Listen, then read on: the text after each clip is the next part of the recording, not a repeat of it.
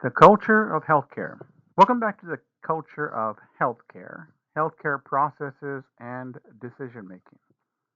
We explored the classic paradigm of healthcare, looked at alternative settings, and highlighted how stories and technology intertwine in clinical decision making. In this part, we'll build on that foundation. We'll look at how care is actually organized within practice settings, how privacy laws shape the flow of information, and the professional and ethical issues that emerge in everyday clinical work.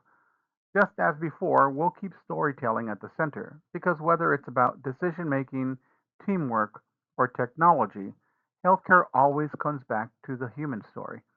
And we'll continue spotlighting the role of the clinical engineer, the behind the scenes work that makes sure technology supports rather than disrupts those stories. So let's go ahead and dive in to this lecture. In this session, we're going to cover the following objectives. So, we're going to describe the steps required to manage information during the patient clinician interaction. We're going to list the different information structures or formats used to organize clinical information. We'll describe different paradigms and elements of clinical decision making. We'll explain the differences among observations, findings, syndromes, and diseases. We'll describe techniques or approaches used by clinicians to reach a diagnosis, and we'll describe the role of EHRs and technology, healthcare technology, in the clinical decision making process. Let's go into a patient story, and this one has to do with ankle swelling. So, let's turn to the clinical process as it unfolds, beginning with one of the most important steps, which is to gather data. So, again, stepping into this case, a man comes into the clinic because his ankles are swelling. The assistant reports his blood pressure, 225 over 140, which is very high, kind of normal for me, but high for everyone else. And his shoes are untied, his ankles bulging over the tops, and at first glance, he looks fairly healthy, though a little pale. He mentions being short of breath after walking in from the parking lot, but his lungs sound clear and he's breathing only 12 times a minute. So you ask, "Do you smoke?" "I used to," he replies, "but I quit 3 years ago." He says he's been gaining weight, his clothes fitting tighter. You listen to his heart. There is an S4 gallop, but no murmur. His abdomen, normal. But then he recalls something. He was once on blood pressure medication, but stopped taking it because it made him feel slowed down. You check his pulse, 120. You examine his legs, significant pitting edema up to the mid shin. And when you ask about his past health, he insists he's been healthy all his life, except for a rash from aspirin and a childhood tonsillectomy. Here's the point. This story is data. Some of it comes from measurements, blood pressure, pulse, exam findings. Some comes from the patient's own words, his smoking history, weight gain, feelings about medication, and some comes from observation, how he looks, how he breathes, even how his shoes fit. Every detail is a clue. The clinician's job is to weave those clues into a coherent picture, and the systems and tools that support this process, like blood pressure monitors, EHRs, medical devices, depend on clinical engineering to make sure they're accurate and reliable. In the end, it's the patient's narrative paired with data that launches the decision making process. Models versus real life. As we look at cases like the man with leg swelling, it's tempting to think that the clinical process as clean and linear, a neat sequence, right? History, then physical exam, then assessment, then plan. That's the way it's often taught, the complete history and physical. And on paper, it looks beautifully structured, discrete steps one after the other. But here's the danger. When we build models like this, we can accidentally add artifacts, attributes of the model that don't really belong to the process itself. Because in real clinical practice, the process almost never unfolds so neatly. Clinicians move back and forth. A detail from the physical exam may prompt new questions in the history. A lab result may shift the assessment midstream. The story unfolds in a way that's fluid, iterative, and dynamic, much more like a conversation than a checklist. So while the structured model is useful for teaching and organizing, we have to remember it's just that, a model. The real story of patient care is often nonlinear, adaptive, and messy. And that's where both the art of medicine and the design of technology come into play. And here's where clinical engineering comes. It's part of the narrative. The systems have to be flexible enough to follow the clinician's real world workflow, but not force the workflow into some rigid model. How clinicians really think.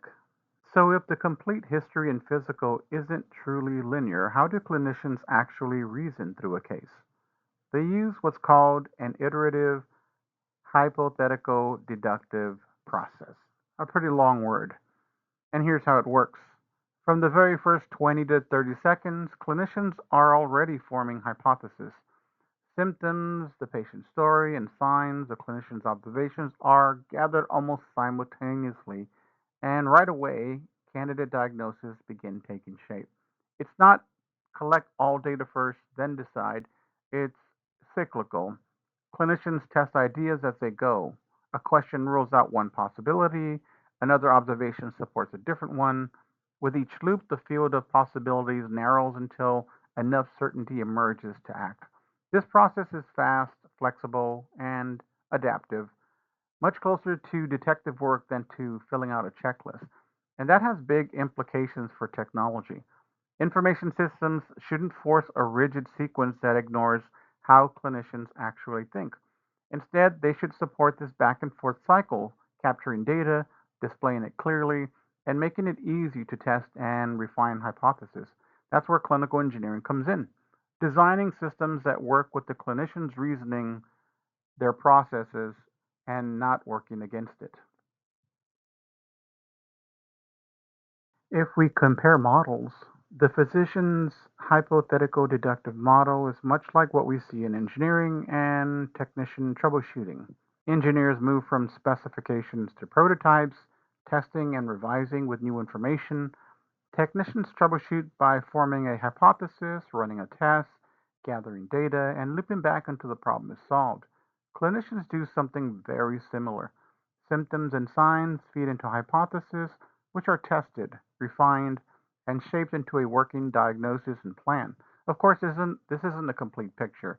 Each of these processes has many more steps and complexities, but the first look shows the common cycle: observe, test, learn, adjust, and act. Asking the right questions.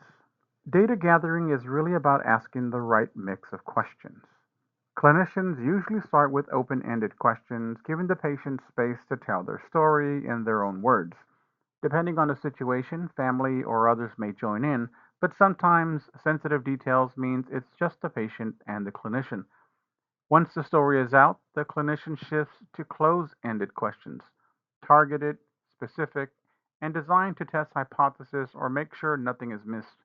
This is where the formal review of body systems comes in, covering everything from the nervous and respiratory systems to the immune systems. But here's the key: collecting information isn't the same as documenting it. The process is shaped by the tools in use. Clinical information systems and EHRs can guide questioning. They offer prompts and structure documentation based on symptoms and diagnosis. And again, this is where clinical engineering plays a role, ensuring those systems support good storytelling rather than interrupting it. Giving structure to the story. So once the data is gathered, it has to be organized. In medicine, that structure is the history and physical, or the H&P. It's a method clinicians have used for generations to arrange a patient's story in a way that supports reasoning and decision making. Today, clinical information systems and EHRs often provide templates to help with this process, not just for the H&P, but also for assessments, progress notes, and treatment plans. The structure helps keep the story clear, but here's the balance. Too much rigidity can strip away nuance, and that's why design and the role of the clinical engineering is so critical. Templates should support clinicians, not box them in. Make sure the patient's story is still at the center of everything. Building the problem list. After the patient's data is structured into a history and physical, the next step is to create a problem list, essentially the clinician's to do list for care. A problem can be written as a disease when the cause is clear, as a syndrome when the cause is unknown, or simply as a symptom when that's all the information available. And just like any good list, it evolves over time, from the first visit through treatment to discharge. There are some key rules to keep in mind. Group related items only if they're part of the same process. Include only what needs action. Extra details clutter the page and the mind. Should a childhood tonsillectomy or the fact that the patient once smoked be included? It depends on the context. Write problems at the right level of certainty. Go too far too soon and you risk premature closure. The error of stopping the search before the real cause is understood. That can mean the wrong diagnosis and the wrong treatment. The problem list is more than a chart entry, it's a living document of the patient's story, constantly refined as new information comes in. And clinical information systems designed and maintained with the help of clinical engineering need to make that updating process easy, accurate, and flexible. The history and physical as scaffolding. For medical students, the history and physical, or the H&P, is more than a checklist. It's a cognitive scaffolding, a structure that helps organize what would otherwise be a mountain of scattered details. Through practice, this format becomes second nature. But here's the difference. The novice learns the rules, the expert knows the exceptions, how to adapt the structure to the patient and the context. The H&P follows a familiar path. Start with identifying data and the source of information. Is it the patient, a family member, old records? Then comes the chief complaint, in the patient's own words. Next, the history of the present illness, a chronological story of the problem. After that, a summary of past history, allergies, meds, surgeries, preventive care, and for women, obstetric and menstrual history. The social history, right? Work habits, risk, family history, looking for patterns like cancer, heart disease, or hypertension, and then follows a review of systems, covering each organ system in detail, often right surfacing symptoms that were not yet revealed. Then comes the actual physical exam, again highly structured, and finally ancillary data, labs, imaging, and other diagnostics. With all this gathered, the clinician moves to assessment and plan, the interpretation, and the next steps. Interestingly, this mirrors the structure of a scientific paper, right? You have a problem, you have methods, you have findings, interpretation, and conclusion. In both cases, the structure turns raw data into a coherent story that others can follow. And just like in science, the way we capture and share that story depends on the tools we use. That's where clinical engineering ensures that EHRs and information systems actually support the thinking process instead of burying it in clicks and clutter. Selecting the key elements. Now that we know the structure of the history and physical, let's return to our patient with swollen ankles. Here, the story has been broken down into two categories. The first, the patient's symptoms, shown in red, what he reports in his own words. The clinician's observations, shown in blue, what's measured, examined, or directly noted. This is the first step in turning a narrative into data. From a long, sometimes messy story, the clinician identifies the key elements worth carrying forward. The next step is to reorganize this information into a conventional format, the structured history and physical, so that it's useful not only for the clinician, but also for the rest of the care team, for documentation and for future decision making. Here's a thread. The patient's story doesn't disappear when structured. It simply changes form, becoming something that can be shared, acted on, and supported by information systems. That's where the clinical engineering ensures the tools that clinicians use make this translation smooth, accurate, and reliable. Adding structure to the data. Here we see how the patient's story starts to take shape in the classic history and physical format. On one side, we have the history, the present illness, progressive weight gain, shoes and pants fitting tighter, shortness of breath, with allergies, aspirin and the side effects from blood pressure medication. We have past medical history, which is hypertension. We have social history, which is quit smoking. And we have surgical history, which is written here tonsillectomy. On the other side, we have the physical exam. Pale but otherwise healthy male. Vital signs: blood pressure 225 over 140, pulse is 120, respirations at 12 per minute. Lungs are clear, heart with an S4 gallop but no murmur, abdomen non-tender, legs with pitting edema to the mid-shin. This is the first step in making sense of the case, taking a messy, unstructured story and reshaping it into a clear, conventional order. The next step is analysis, looking for patterns and meaning in the data. That's how clinicians begin to connect the dots and move towards a diagnosis.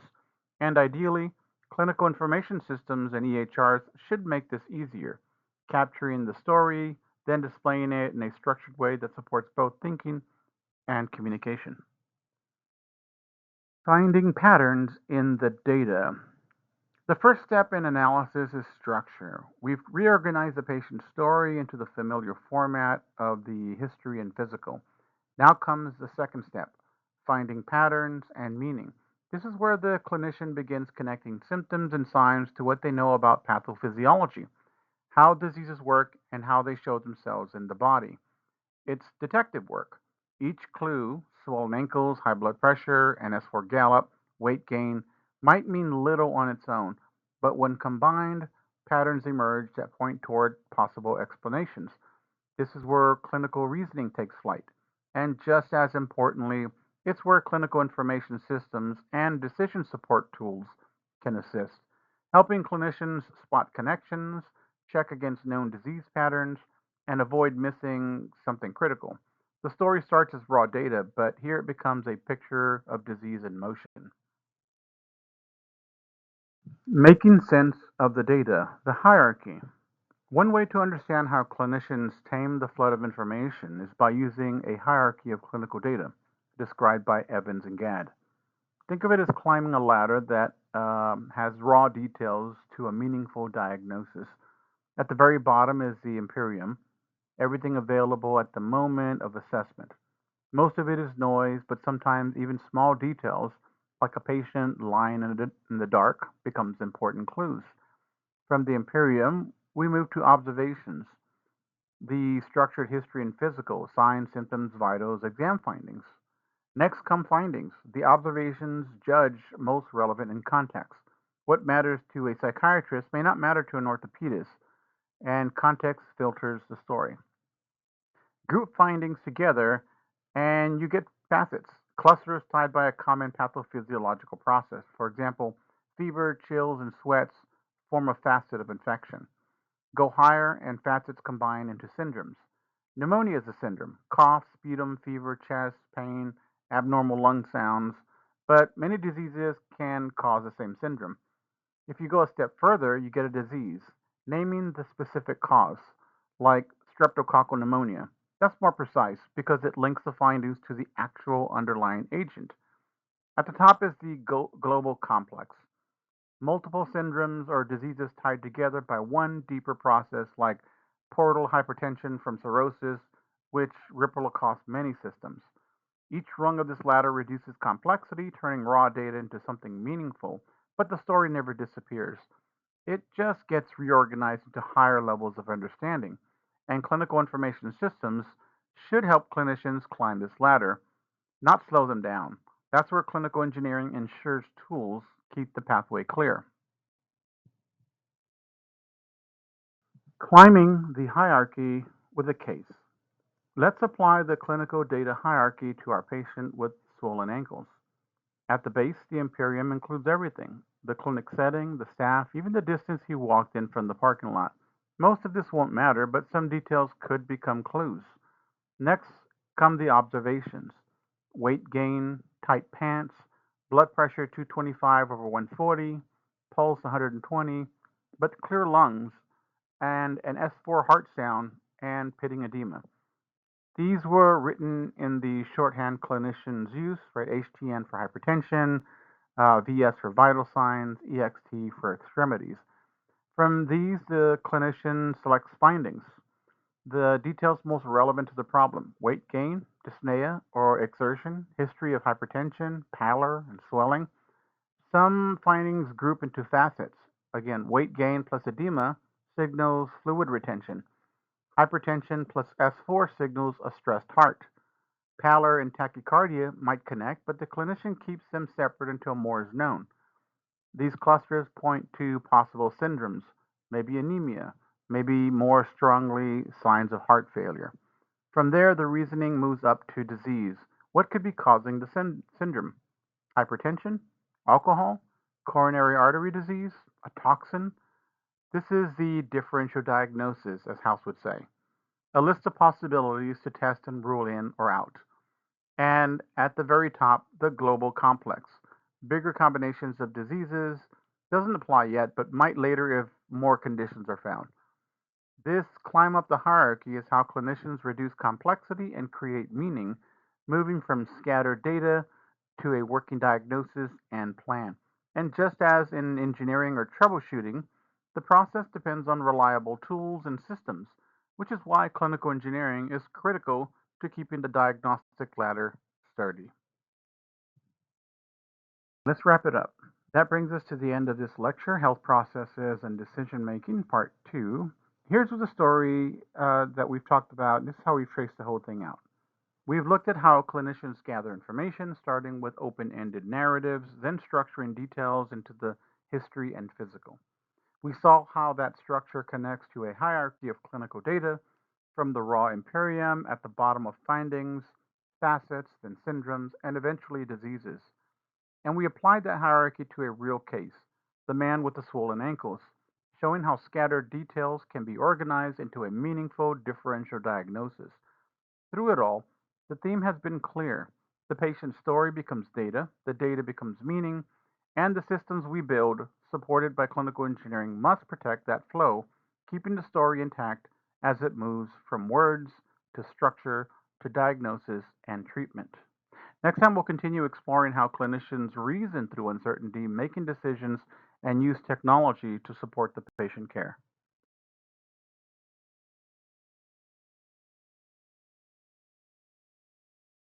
You've been following along with this podcast. I want to thank you very much, and I will see you on the next episode.